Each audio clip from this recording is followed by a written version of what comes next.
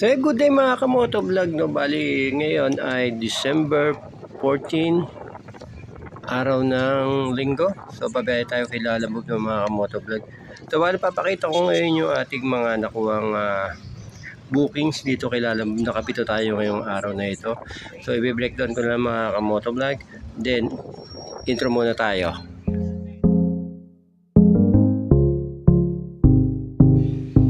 DIY Motovlog.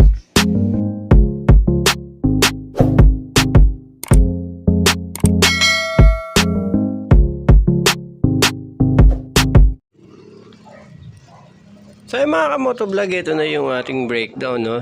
Bali ito yung naging first booking natin. So mga kamotovlog, yung first booking natin ay Arayat to Magalang, Pampanga, no? Bali shipping fee niya ay 236, binayaran tayo diyan ng 250. Then yung second booking natin ay Arayat to Arayat, priority siya mga kamotovlog. So binayaran tayo diyan ng 92 pesos. Pero yung may tip tayo dyan na 8 pesos, no? Bali 100 yung binigay sa atin dyan.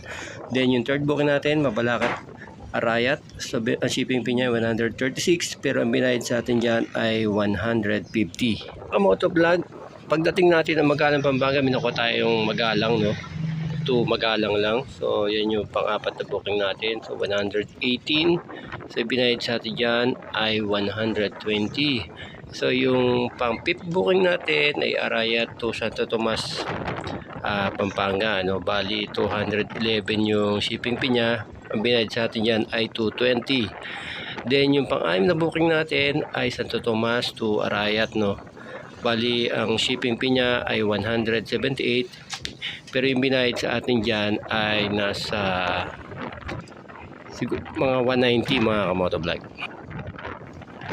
So bali habang iaatid natin yung sa Santo Tomas to Arayat, no, yung pang-anim na booking natin, may lumabas na booking na pampito. Yan nga yun yung San Fernando, Pampanga papuntang Cabanatuan. So bali yung shipping fee niya ay 423. Pero do sa pick-up location, ang binigay sa atin ni ma'am ay 500 pesos. So deliver natin yan ng Cabanatuan doon sa SM Cabanatuan mga kamotovlog.